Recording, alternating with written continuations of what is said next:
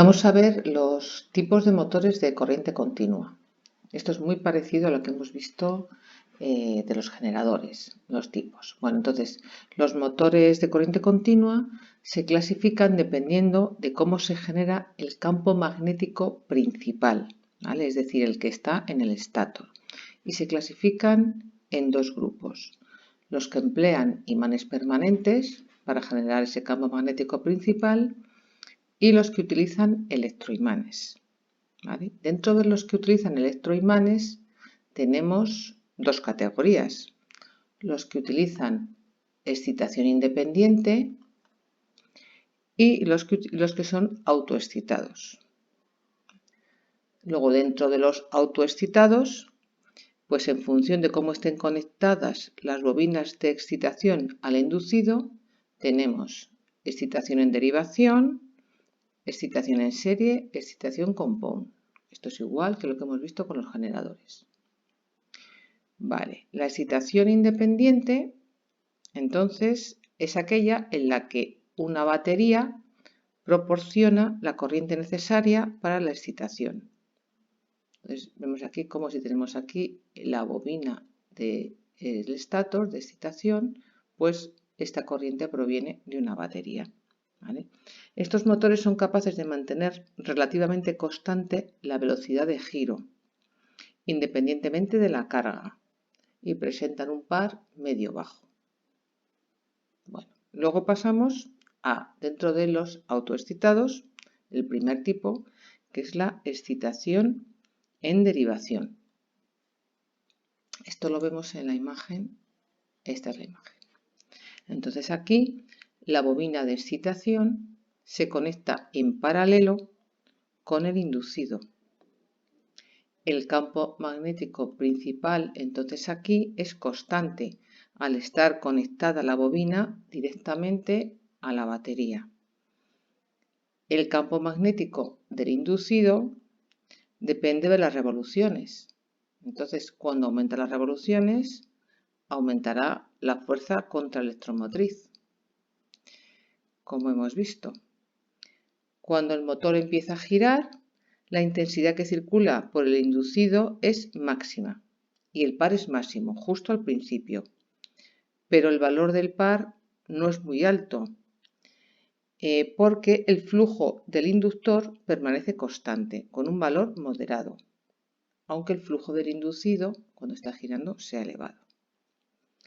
Vale, estos motores se pueden poner en marcha en vacío, aplicando un par resistente inicial muy bajo. Si aumenta el par resistente, ¿vale?, baja la velocidad de giro, baja por tanto la fuerza contraelectromotriz y aumenta la intensidad que circula por el inducido, aumentando el par entregado. Y entonces también, por lo tanto, aumentan las revoluciones.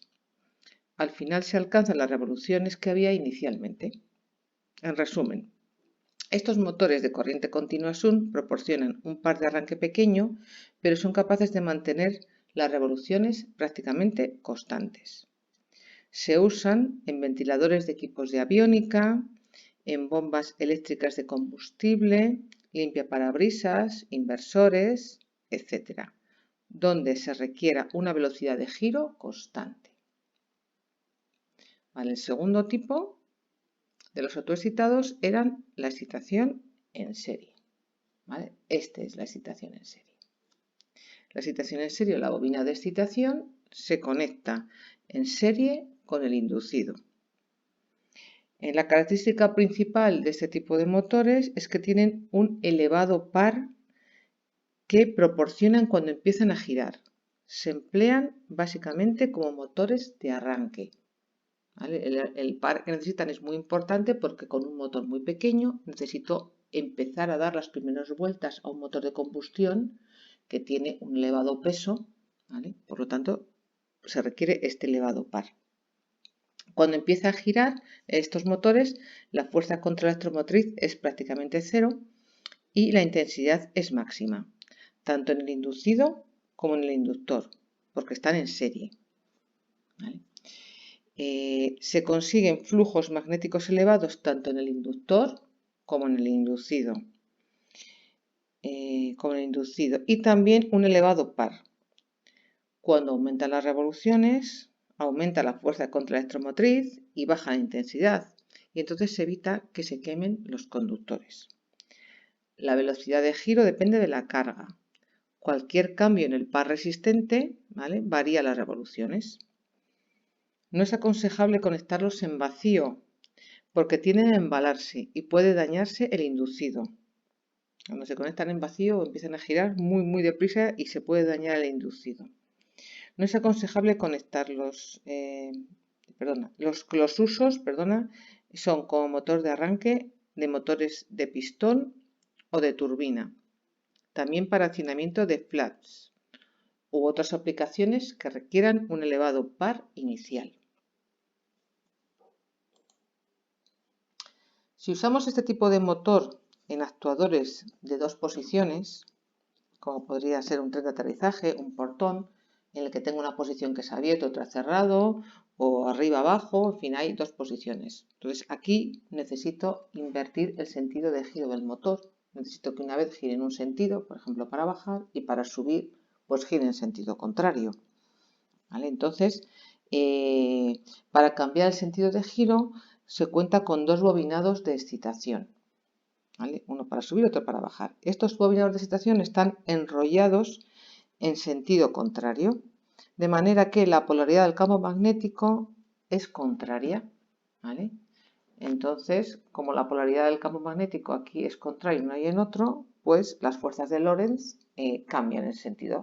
Y entonces hace eso que una bobina, cuando pase por esta bobina, aquí es cuando sube el motor, y cuando pasa por esta bobina, pues el motor gira en sentido contrario y es cuando baja. ¿Vale? Entonces aquí tenemos, conectamos el interruptor, subir, la corriente viene por aquí, viene por esta bobina, ¿vale?, y provoca que suba. Y cuando le doy a bajar, pues la bobina viene por aquí, la corriente viene por aquí, perdón, pasa por aquí y es cuando está en sentido contrario y por lo tanto baja. Vale. Aquí también hay unos, estos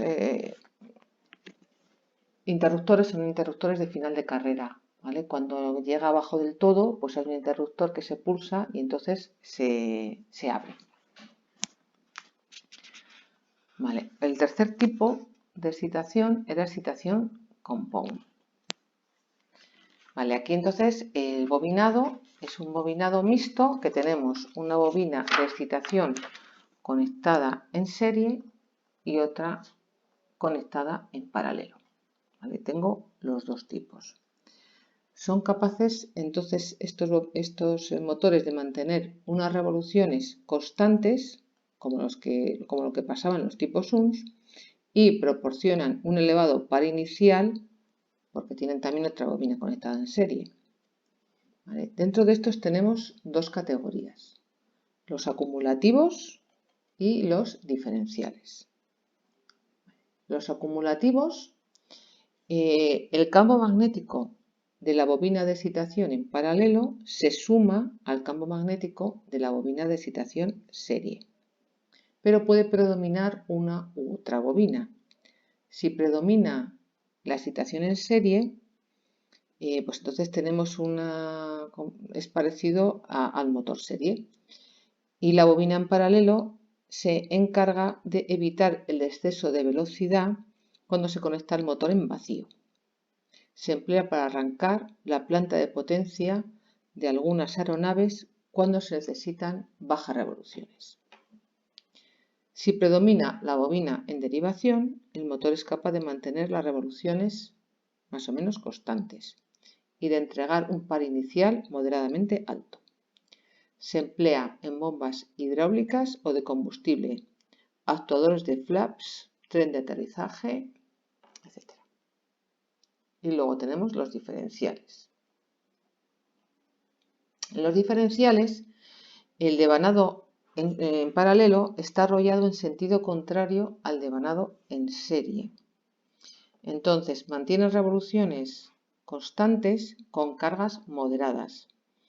e incrementan la velocidad cuando son sometidos a pares mayores. Reaccionan muy rápido a los cambios de par para mantener sus revoluciones. Se usan como reguladores o controladores.